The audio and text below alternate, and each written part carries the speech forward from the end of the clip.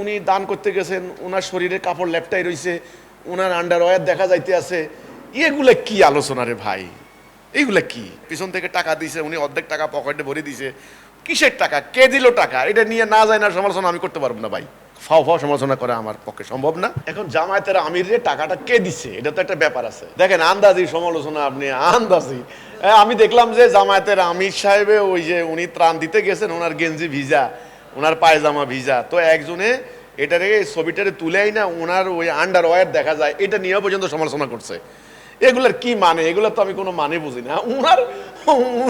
এখন উনি যদি শর্ট প্যান্ট পরে নামতেন তো আপনারা কইতেন আস্তাগফিরুল্লাহ আস্তাগফিরুল্লাহ, ইমান চলে গেছে, ইমান চলে গেছেন। উনি পায়জামা পরে নামছেন, তো পানিতে স্বাভাবিকভাবেই পানিতে ভিজলে শরীরের সাথে পায়জামা লেপটাই যায়। হ্যাঁ, উনি একটু কালো কালো ট্রাউজার মাউজার পরে নামলে ভালো হইতো আর কি। সেটা ওনারা ধর্মীয় চিন্তা থেকে হয়তো ওই যে সমালোচনার ভয়ে, যাই হোক। এটা আরে ভাই, এখন ডান দিকে গেলেও দোষ, বাম দিকে গেলেও দোষ। এটা পরে এখন শিক্ষামন্ত্রী কি মুরগির ব্রয়লার মুরগির খায়, কি কইছে না কইছে, এখন দেখেন শিক্ষামন্ত্রীর অবস্থা টাইট হয়ে যাচ্ছে। কিন্তু ঘটনাটা আমাদের দেশটা তো এখন অরাজকতা চলতেছে ভাই সব জায়গায়। আপনি বললেন জামায়াতের আমিরে কি পিছনে টাকাটা ওনারে কে দিছে, এটা তো বুঝতে হবে। হয়তো হইতে পারে ওনার দলের কেউ দিচ্ছেন এক বান্ডেল টাকা, এই টাকা হয়তো ওনাদের সাংগঠনিক ফান্ড হইতে পারে। পুরা একজনকে দেওয়াটা উনি সমীচীন মনে করলেন না, হয়তো আরেকজনকে দিবেন। আরে আশ্চর্য ব্যাপার, মানে সমালোচনা করতেই হবে ভাই। এই সমস্ত ফালতু চিন্তা ভাবনা বাদ দেন। আমি এগুলা এই স্কুটিনাইজ করা, মানে একটু স্কুটিনিটি করা, একেবারে ক্ষুদ্র দোষ ধরা, আপনার কোথায় তিল আছে দোষ ধরা, হ্যাঁ, নাক এটা বাঁকা কেন দোষ ধরা, এইগুলার থেকে বাইরে আসতে হবে। এগুলা কোনো ব্যাপার না। জামায়াতের আমির উনি ত্রাণ দিতে গেছেন, ওনার ত্রাণ দেওয়ার মানে এই ব্যাপারটা, ওনারা কি উদ্দেশ্যে ত্রাণ দিচ্ছেন এটা ওনাদের মনের ভিতরে আছে। যদি রাজনৈতিক উদ্দেশ্য হয় সেটার কোনো মানে সওয়াব বা মানে কি বলে বরকত, সেটা উনি পাবেন না। আর যদি উনি শুধুমাত্র আল্লাহ সন্তুষ্টি অর্জন দিয়ে থাকেন তাহলে তিনি সওয়াব পাবেন। এখন এই উনি দান করতে গেছেন, ওনার শরীরে কাপড় লেপটাই রয়েছে, ওনার আন্ডারওয়্যার দেখা যাইতে আছে, এগুলা কি আলোচনা রে ভাই? এইগুলা কি? তা এই আমি মনে করি আসলে আমাদের কেমন যেন একটা টোটাল কেমন যেন সোশ্যাল মিডিয়াটা একটা মানে অসভ্যতায়, অনর্থক সমালোচনায়, অযৌক্তিক কথাবার্তায়, অশ্লীলতায়, গালাগালিতে মানে কেমন যেন ভরে গেছে পুরা একেবারে সোশ্যাল মিডিয়াটা।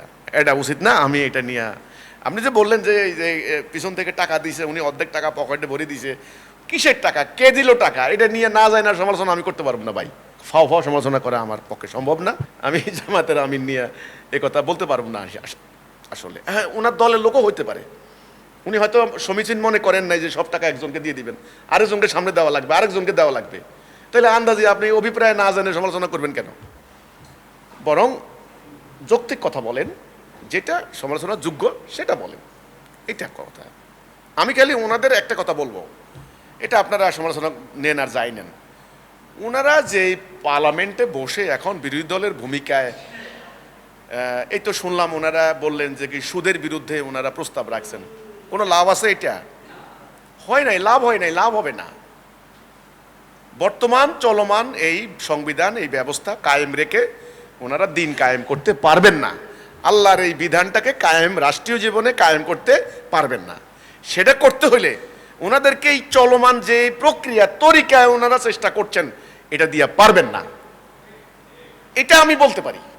ওই ওনারে কোন পিছন থেকে টাকা দিছে কেরা, এটা উনি পকেটে অর্ধেক ভরে রাখছে, ওই ওনার গেঞ্জি লেপটাই গেছে, এগুলা নিয়ে ভাই কোনো কথা নেই। বরং এই কথাটা বলেন যে ওনারা যে নির্বাচন প্রক্রিয়ায় চেষ্টা করেছেন দিন কায়েমের, এই লাইনে ওনারা দিন কায়েম করতে পারবেন না।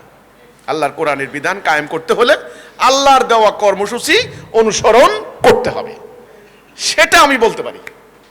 এবারে আপনি এটার সমালোচনা নেন আর যাই নেন, এটা অন্য হিসাব। Thank you.